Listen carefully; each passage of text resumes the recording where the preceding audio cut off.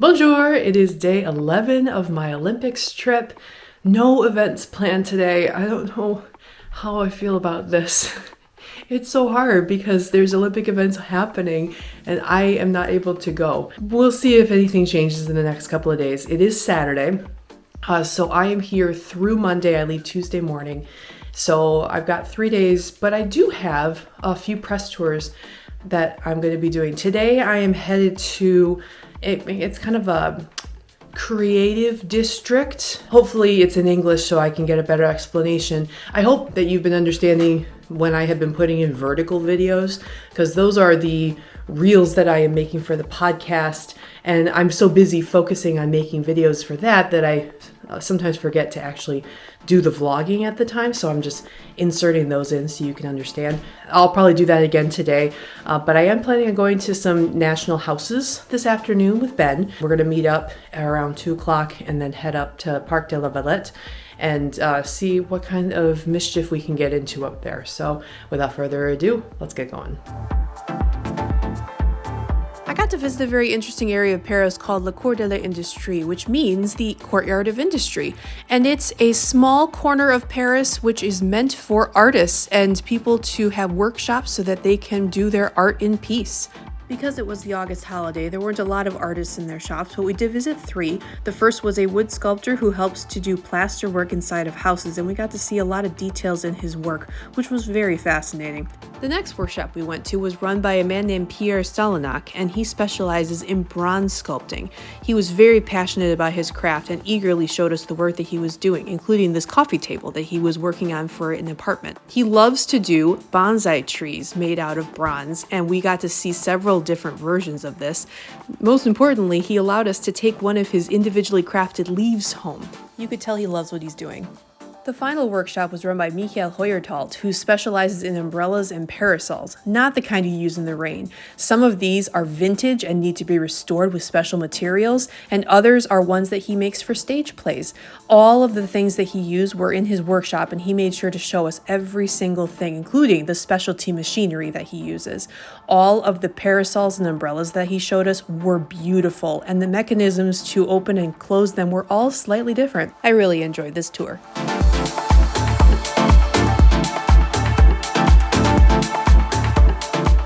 So I hope you enjoyed the little video about the artist quarter that I took.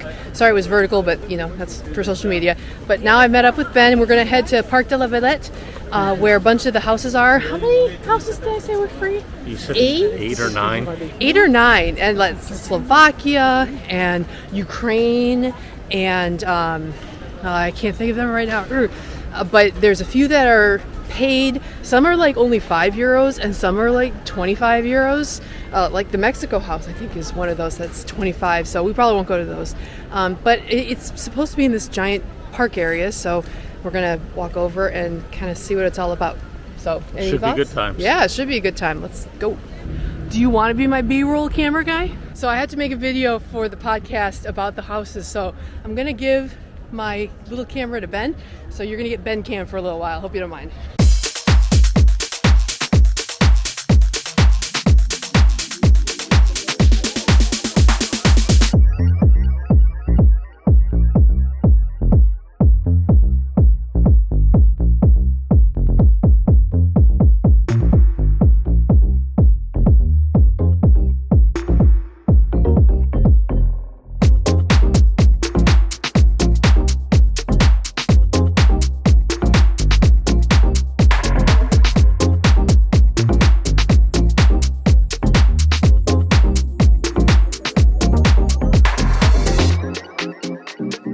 So we went into the South Africa house. They had like a queue, but they were just letting people in groups, so we didn't have to wait very long. This was not on the official house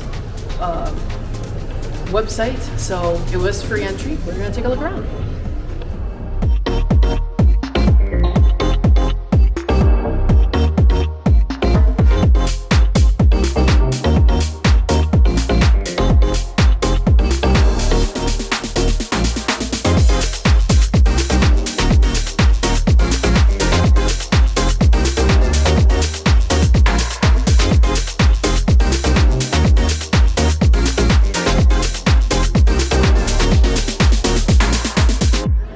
So I think Ben said it best. In the name of journalistic integrity, we decided to pay the 30 euros to see the Canada House. It's the one that we decided to pay the money for. Colombia had a long line, Brazil had a long line, Chinese Taipei had a long line. So it's probably the last house we'll get to do. Oh, we've got to compare. But we got to compare and contrast. And they did say that they had some food. So maybe they got some poutine. Who knows? So we're going to go check it out. So far, Canada House is pretty great. We made our own cards. Based on a survey they took, I'm a Cadbury girl, which makes a lot of sense. And I'm an Oreo. He's an Oreo guy. Sweet. And then they gave us a bunch of free goodies. And plus, the lady said that she recognized Ben. So I'm famous. Yep. So we're going to keep looking. But so far, Canada House is pretty great. I'm going to spend most of this time seeing people in Canada gear and wondering if they're athletes.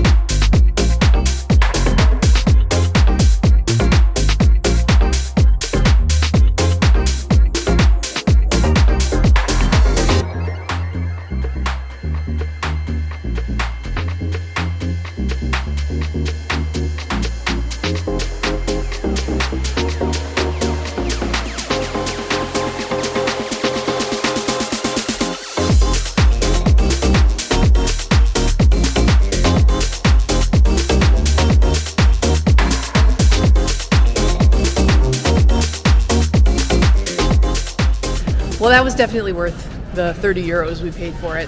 I don't know, Team USA House is like, what, $300? It's $350, something like that, yeah. And this was 30. And we saw some athletes. We saw silver medalists in women's rowing. And we made friends. Made some friends from Air Canada. And found out we were famous because people knew us from they don't know where. Recognized his face. Yeah, it was just we spent an hour? Oh, more than that. Oh, more than an hour here, and felt very relaxed. There were lots of places where you could sit and watch TV. It was starting to fill up because Canada was playing a women's soccer match. So we got out of there before that started because it was getting a little too crowded. But good times, lots of fun. Everybody was fantastic. Yeah. I felt like I was among friends. Definitely. And, you know, compared to the free houses, the Slovak house was definitely the best free house that we did, but the Canada house was definitely worth the money to attend. I don't know if Mexico had been the same way, if we had gone there instead, but that'll be for another Olympics. Another trip. Yeah. So for now, we are going to catch some dinner, head back closer because we are recording the podcast tonight. So let's head back to the temple. Sounds good.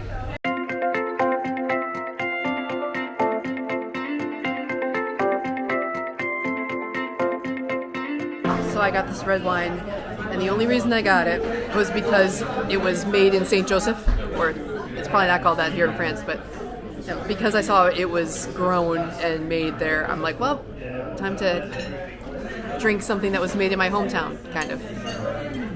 That is very dry. I knew that coming in. Time for my appetizer. Some stuffed sausage. There's sausage in the brioche. And a piece of lettuce. Bon appetit. I like it. I got coq au vin, but Are you confused? it doesn't. Is that chicken? Yeah, I guess that's chicken. I guess it is. It's just in the dark sauce. Which, if that sauce is the stuff that we had that I had with my appetizer, it's really good. And then I got stuffed cabbage. Let's open it up and see what's inside. So here's the inside of my stuffed cabbage. It's filled with meat and other deliciousness. So it smells good. So bon appetit. I think my appetizer was better. It's still good.